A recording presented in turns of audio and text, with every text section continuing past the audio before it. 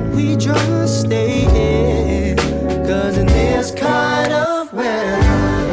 Halo semuanya, nama saya Nanda Azan. Nama saya Christopher Niko. Halo semuanya, saya Dio Prastio. Perkenalkan, nama saya Arya Wiranata. Halo, saya Albar Ketal. Halo, selamat malam teman-teman semua. Selamat datang di podcast kami, yaitu dengan tema produk minyak ilir kelapa sawit sebagai peluang dan inovasi masa depan. Saya Dio Prastio sebagai host di sini, sangat senang kembali bisa menyapa teman-teman. Kali ini kita akan membahas sesuatu yang dekat dengan kehidupan sehari-hari, tapi sering kita tidak sadari, yaitu produk gilir minyak kelapa sawit. Bersama saya sudah hadir para narasumber kita, yakni dari teman-teman dari mahasiswa program studi teknologi hasil pertanian. Yang pertama ada siapa nih Mas? Saya Tautaf Revaldi. Oke, lanjut. Perkenalkan, nama saya Christopher Niko, asal dari Nama saya Nanda Hasani Mas. Saya dari Sumatera Selatan. Oke, lanjut. saya Arya Wiranata. Oke, tanpa lama-lama teman-teman, langsung aja kita masuk ke materinya. Oke, yang pertama nih, Mas Altaf. Kita kan tahu kan bahwa kelapa sawit ini banyak digunakan sebagai bahan baku minyak goreng. Tapi saya dengar produk hilirnya jauh lebih banyak dari itu. Bisa dijelaskan lebih lanjut gak, Mas Altaf? Itu gimana sih? Oh, tentu Mas. Selain minyak goreng itu, ya minyak goreng kan produk unggulan dari minyak kelapa sawit lah, yang banyak orang kenal itu pasti minyak goreng ya dari kelapa sawit. Identiknya kalau dari kelapa sawit itu pasti minyaknya, minyak makan, minyak goreng. Tapi sebenarnya itu banyak Mas, kayak seperti margarin, sartening, itu turunan-turunan dari kelapa sawit juga. Banyak sebenarnya dari cabang-cabangnya, kayak di bidang pangan itu biasanya kita buat coklat, buat es krim, itu pakai minyak kelapa sawit juga, pasti ada minyak kelapa sawitnya. Untuk di bidang-bidang kayak industri kosmetik, nah itu banyak juga tuh Mas, skincare yang dipakai sama cewek-cewek itu yang bikin glowing itu. Itu tuh dari minyak kelapa sawit tuh banyak. Pasti ada minyak kelapa sawit. Berminyak-minyak tadi ya. Iya, berminyak-minyak. Terus sekarang tuh yang lagi hot-hotnya lah, yang lagi panas-panasnya kan, lagi ngetren nih biodiesel nih yang digenjot sama Pak Prabowo kan, yang katanya mau dinaikkan. Jadi kita ngandalkan minyak kelapa sawit, tapi ya kita doakan aja lah biar bisa cepat terrealisasi kan. Amin. Biar makin sejahtera petani kelapa sawit di Indonesia ini. Ya, mungkin segitulah yang bisa saya jelasin. Oh, ternyata banyak sekali ya Mas Altaf ya. Oh iya banyak. Kalau begitu kita lanjut ke Mas Prisnop nih. Ya. Apa sih yang membuat minyak kelapa sawit itu menjadi bahan baku yang begitu populer di berbagai industri? Mungkin ada beberapa alasannya kenapa minyak kelapa sawit itu sangat populer di berbagai industri. Yang pertama itu minyak kelapa sawit itu sangat fleksibel kan. Ya, Fleksibel. Minyak sawit ini bisa diturunkan menjadi gliserin, asam lemak, terus apa namanya?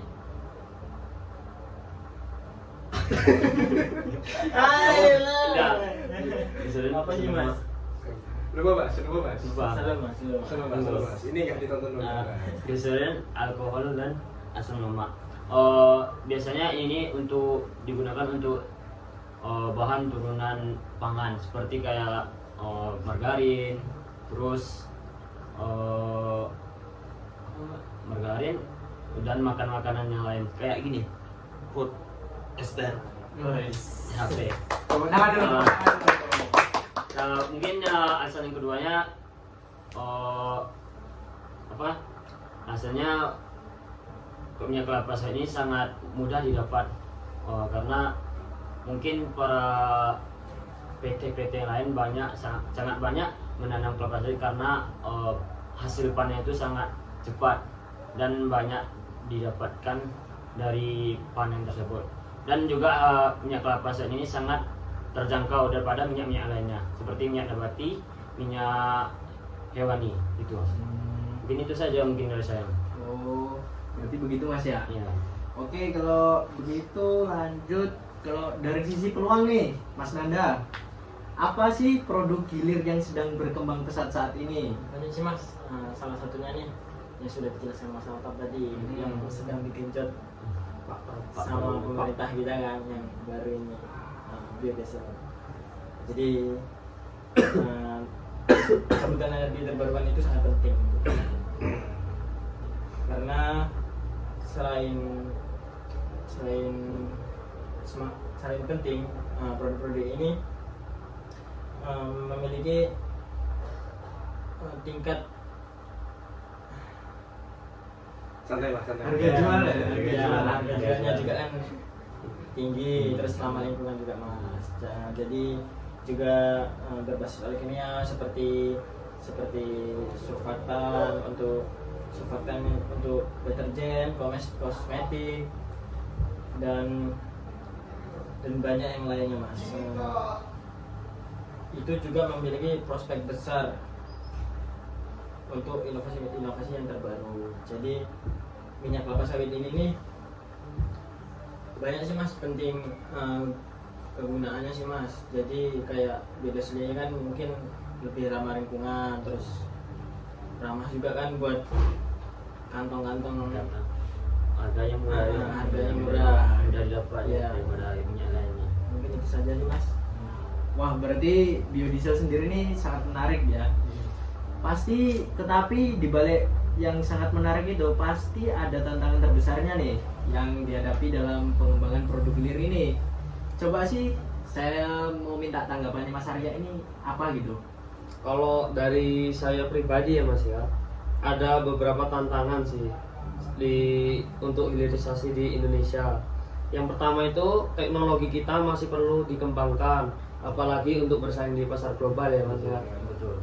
Terus yang kedua itu masih banyak kampanye negatif tentang hilirisasi sawit ini. Makanya ini yang membuat kita susah bersaing di pasar global. Terus yang terakhir itu hilirisasi ini membutuhkan investasi yang lumayan besar lah di infrastruktur, apalagi di riset. Itu sih Mas menurut saya. Wah, berarti sangat disayangkan ya.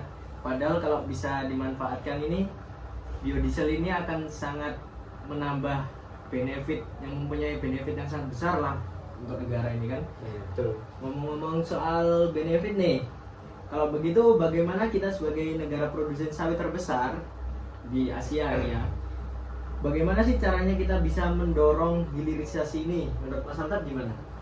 Untuk mendorong hilirisasi ini kita masih mengandalkan pemerintah ya, soalnya kan pemerintah itu sekarang programnya udah banyak banget lah kalau untuk mendukung hilirisasi ini, kayak kita memajukan pengolahan di pabriknya, di industrinya kan, dimajukan kualitasnya untuk peningkatan kualitas. Nggak cuman kualitas di lapangannya aja kayak untuk buahnya, tapi kualitas SDM-nya itu juga perlu ditingkatkan kan.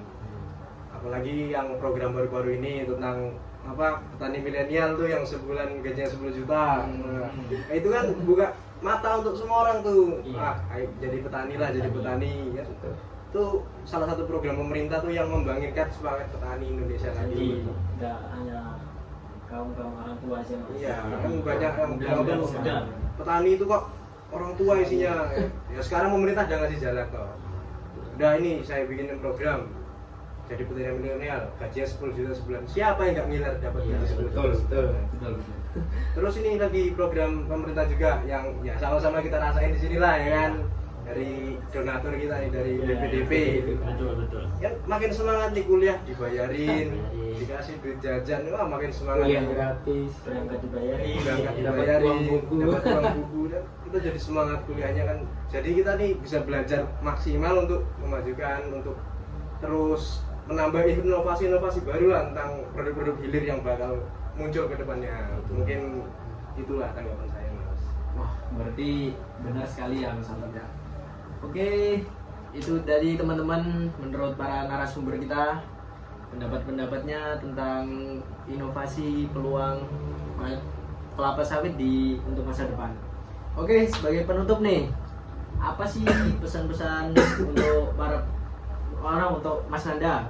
Apa pesan yang bisa disampaikan untuk para pendengar podcast kita yang ingin terjun ke sektor hilir kelapa sawit? Terima kasih Mas, terima kasih Bapak. Jadi mungkin pesan saya atau teman-teman sekalian, mewakili yang lain. Jadi buat anak kaum milenial, buat anak-anak muda yang ada di Indonesia, jadi kalian jangan takut berinovasi, terutama di industri hilir kelapa sawit. Jadi karena kelapa sawit ini memiliki potensi yang besar ya kan Mas. Jadi apalagi anak-anak muda nih zaman sekarang kan, jadi kebanyakan males-males banget gitu, jadi pekebun gitu, petani. Padahal kan potensinya sangat besar buat sekarang. Contohnya tadi kan udah dijelaskan Mas Altaf tadi, ada program yang kerja digaji udah 10 juta tuh. Nah, sekarang juga tuh nggak menuntut orang-orang yang susah itu nggak bisa dapat gaji segitu.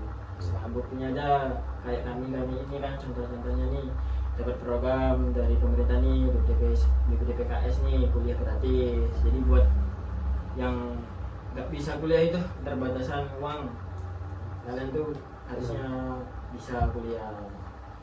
Penting usaha Ya, Harusnya terbantu lah dengan Iya. program ini.